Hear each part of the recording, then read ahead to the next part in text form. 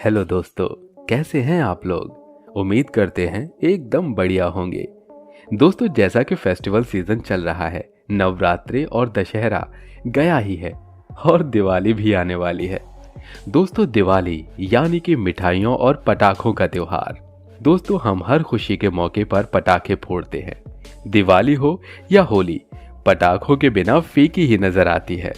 लोग देर रात तक पटाखे चलाते रहते हैं और इन त्योहारों का पूरा आनंद उठाते हैं। दोस्तों, पटाखे लेने का शौक तो आपको भी होगा। मिठाइयों से कहीं ज्यादा तो हमें पटाखे भाते हैं। बॉम्ब से लेके रॉकेट जैसे तरह तरह की क्रैकर्स लाकर आप उनका आनंद लेते ही होंगे।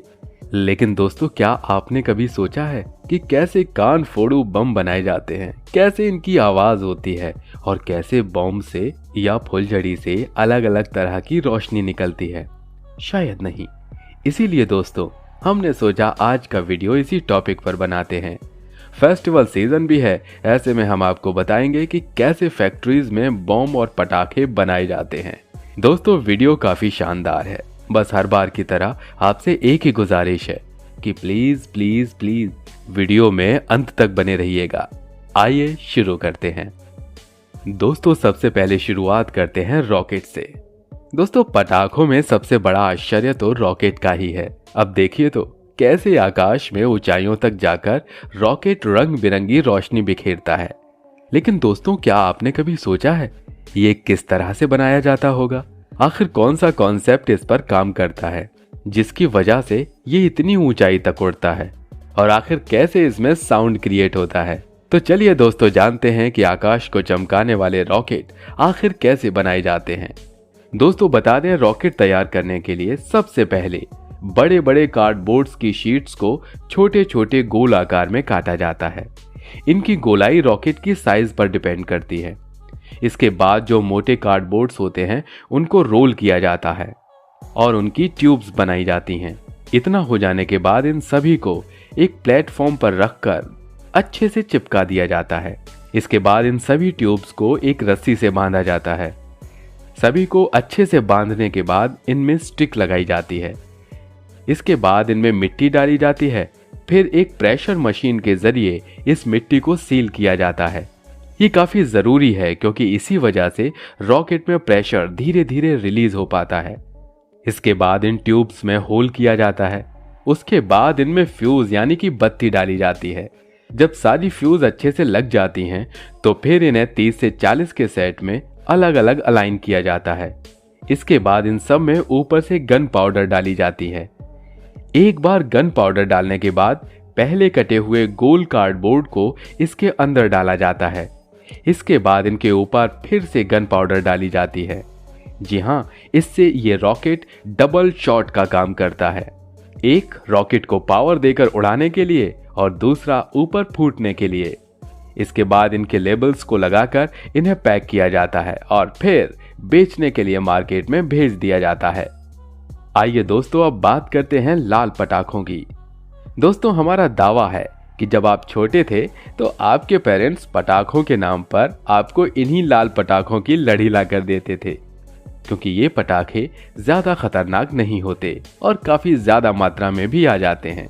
दोस्तों, सच बताइएगा, बचपन की याद ताजा हो गई ना आपकी? सच में आपके पेरेंट्स यही पटाखों की लड़ी लाकर आपको देते थे ना? हमारे साथ भी ऐसा ही हुआ है। ये आपकी और हमारी नहीं बल्कि घर घर की कहानी है। वैसे दोस्तों, जब इन लाल पटाखों को एक साथ छोड़ा जाता है तो फिर बात कुछ अलग ही होती है। अक्सर आपने शादियों में इनकी लड़ी को एक साथ छोड़ते देखा होगा। तब जो साउंड क्रिएट होता है उसका तो क्या ही कहना। लेकिन दोस्तों, फिलहाल इनके मैन्युफैक्चरिंग की बात करते हैं। जानते हैं आखिर कैसे ये छोटे छोटे प्यारे प्यारे लाल पटाखे तैयार किए जाते हैं।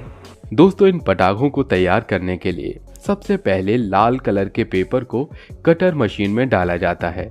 ये मशीन इस कागज को गोल रोल में कन्वर्ट कर देती है। हालांकि ये शुरुआत में करीब 1 फुट लंबे होते हैं, जिन्हें बाद में मशीन की मदद से छोटे छोटे टुकड़ों में बांट दिया जाता है। फिर इन छोटे छोटे हिस्सों को अच्छे से तैयार किया जाता है। इसके बाद इन्हें फिलिंग मशीन में डाला जाता है, जहां इनमें बारूद भरकर इन्हें तैयार कर दिया जाता है। इनसे मोटे वाले पटाखों का भी यही कॉन्सेप्ट होता है, बस इसमें कागज का थोड़ा मोटा रोल बनाया जाता है ताकि ज्यादा प्रेशर क्रिएट हो सके।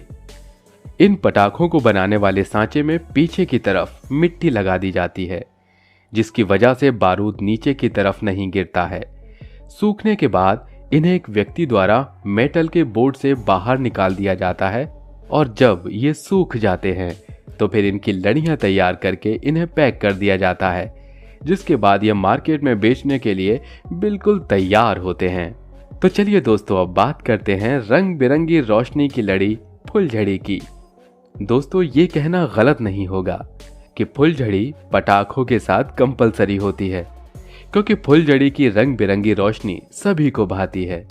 बच्चे हों या बड़े, सभी फुलझड़ी का आनंद उठाते हैं। तो आइए जानते हैं आखिर फुलझड़ी कैसे बनती है।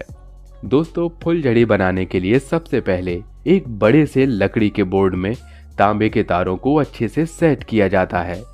इसका एक विशेष तरह का सांचा होता है।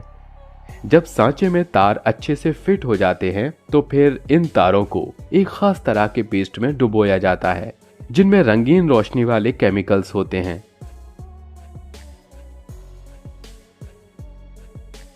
फुलझड़ी को पेस्ट में अच्छे से डुबोया जाता है और अगर फुलझड़ी को थोड़ा और मोटा करना है तो इसके लिए दोबारा इन्हें पेस्ट में डाल दिया जाता है। इसके बाद फुलझड़ी के ऊपर मैग्नीशियम का पाउडर डाला जाता है। ये पाउडर स्टार जैसी रंग बिरंगी आकृति में जलता है। फुलझड़ी को अच्छे से सूखने के लिए कम से कम 2 से 3 दिन का समय लगता है और ये जब सूखकर पूरी तरह से तैयार हो जाती है तो फिर इसे मार्केट में बेचने के लिए भेज दिया जाता है। इसके बाद आपके और हमारे चेहरे पर हंसी लाने के लिए फुलझड़ी खुद जलकर रंग बिरंगी रोशनी बिखेरती है। तो दोस्तों, अगर आपको भी फुलझड़ी जलाना पसंद है तो वीडियो को लाइक जरूर करें। दोस्तों, अब बात करते हैं कान फोड़ू सुतली बम की। दोस्तों, ये तो आप सभी जानते हैं कि ये वो बम है जो फटने के बाद काफी बड़ा धमाका करते हैं। आसपास की 10 गलियों तक इसकी आवाज सुनी जा सकती है। ऐसे में आइए आपको बताते हैं कि आखिर इनको कैसे बनाया जाता है। दरअसल दोस्तों, इन्हें बनाने के लिए सबसे पहले कार्डबोर्ड से तैयार बॉक्स में बारूद भरी जाती है। इसके बाद बेहद टाइट तरीके से इन्हें सुतली से बांधा जाता है। दरअसल दोस्तों, ऐसा इसलिए किया जाता है क्योंकि जब बारूद जलता है तो इस सुतली के प्रेशर से वो तेजी से फटता है। सुतली बम पर सुतली बांधने के बाद कुछ समय के लिए उसे सूखने के लिए रखा जाता है। इसके बाद इसमें पसंदीदा कलरिंग की जाती है। आमतौर पर इसे ब्राउन रंग से रंगा जाता है। कलरिंग हो जाने के बाद इन बमों में सुई की मदद से छेद किया जाता है और उस छेद के जरिए सुतली बम में बत्ती को डाल देते हैं। इसके बाद ये बम फूटने के लिए बिल्कुल तैयार हो जाता है और दुकानों पर बेचने के लिए भेज दिया जाता है। दोस्तों, अगर आपको सुतली बम पसंद है तो वीडियो को भी धमाकेदार लाइक देते चलिए।